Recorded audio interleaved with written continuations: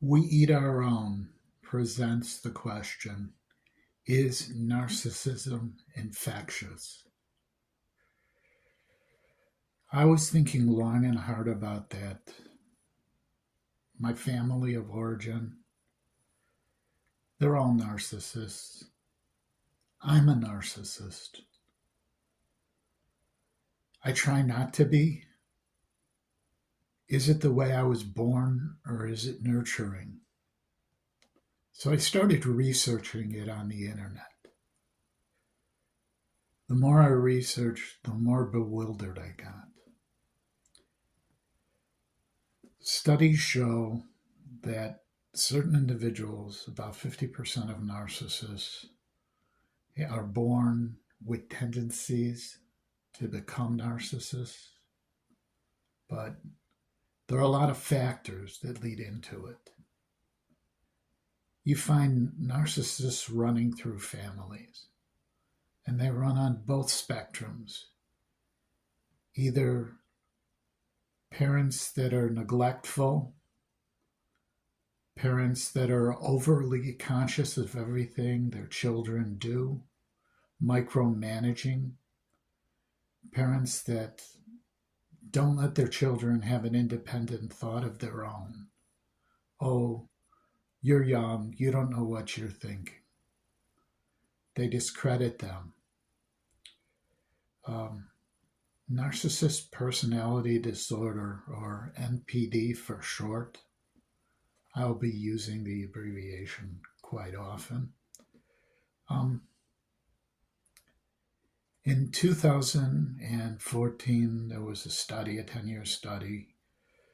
They evaluated and they found that 50% of the cases of people have narcissists in their family, the other 50%, historically, genetically, 50% don't. It's very hard because in the society, it's infectious. There's people all over the narcissist spectrum.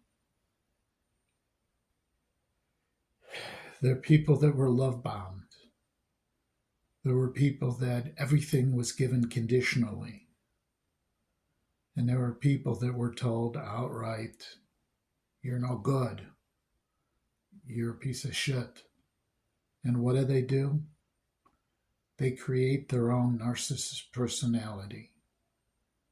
They do that to survive. In my case, it was abandonment, which they found was one of the causes. Even though I lived with my mother, my grandmother, my grandfather, there was really no time for me. I would sit down in front of a TV set. That was who raised me.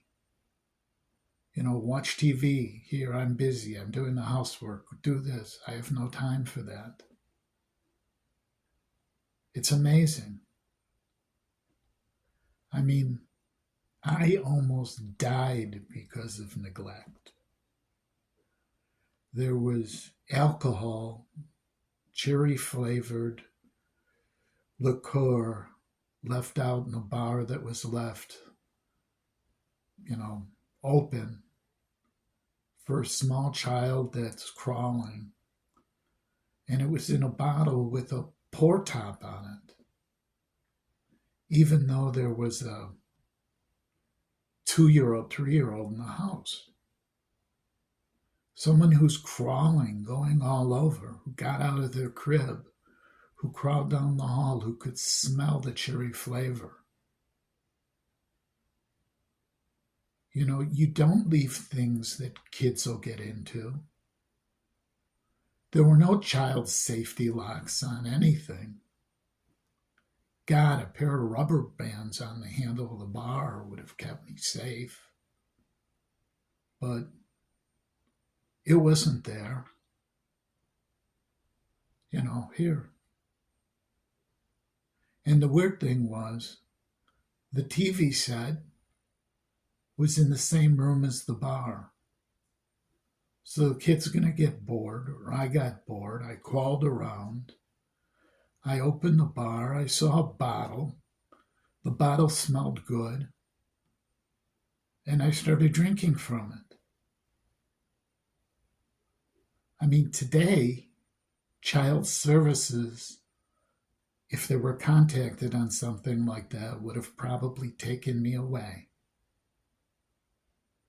Yes, not only was my mother a narcissist, my grandmother a narcissist, my grandfather, they created my mother. She was born years later, more than a decade later, after her next youngest sibling. She was 13 years younger than her brother, 10 years younger than her sister. She was spoiled. She admits to it. They found that in 2023, there was another study conducted by verynewmed.com. They found that one of the causes of narcissism are children that are basically can do no wrong. She was the golden child, the premenopausal child. At the time, her father had haberdashery stores on Maxwell Street. When she went to school, anytime she got tired of a briefcase, she'd go, "Dad, I need a new briefcase." She used to talk about how she always had new briefcases, that she would get tired of the old ones. You know, the concept really is insane.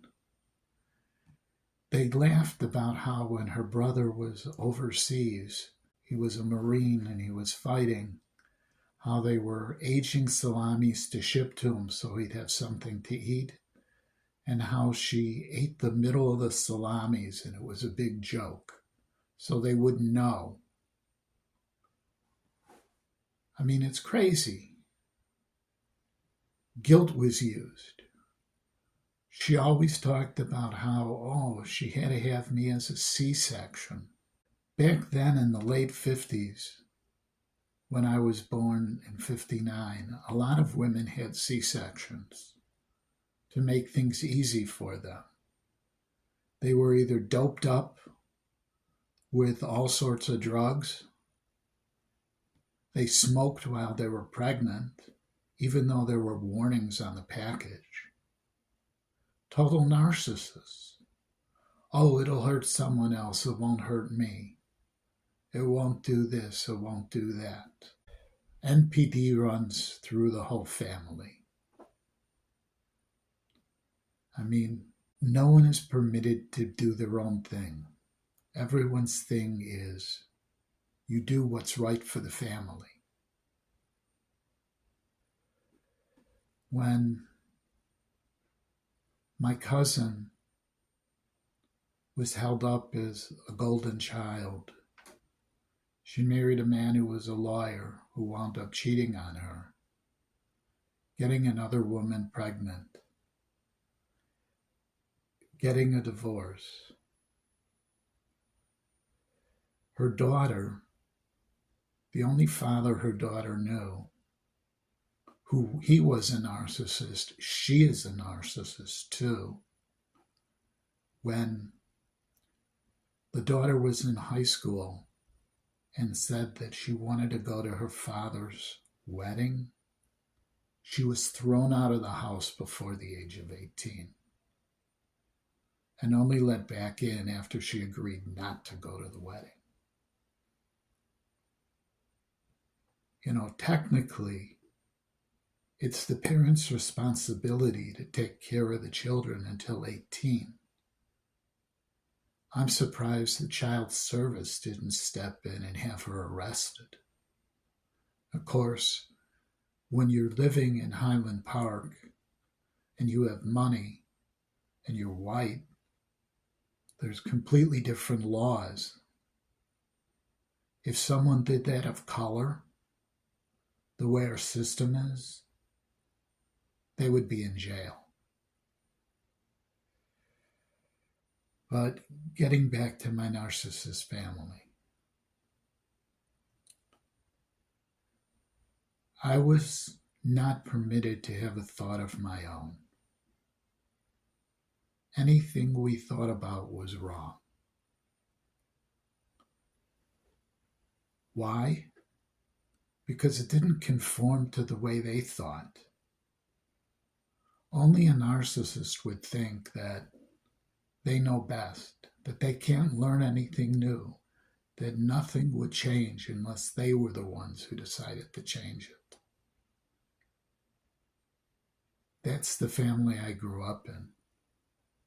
The lies, the deception. They screwed each other. It didn't matter. Everyone had a role. The family was so dysfunctional. All in all, it's a wonder I'm alive. We had alcoholics in the family, drug addicts in the family, dealers in the family. Wonderful people. My cousin, who married a man who everyone held in high esteem, who was a lawyer. Well, he wasn't a lawyer when they first got together, but became a lawyer. Wound up cheating his clients, cheating on his wife, and killing himself. I guess when the lies collapse and you can no longer be the narcissist you were and everything starts to fall apart, sometimes death seems better than life. When he killed himself, he freaked out the family, his children, a son and a daughter. I guess he thought more about his own problems than the others. And from his second wife, I'm sure their child was freaked out too.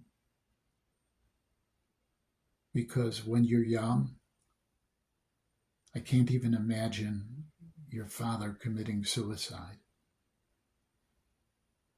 How it would traumatize that generation, that offspring.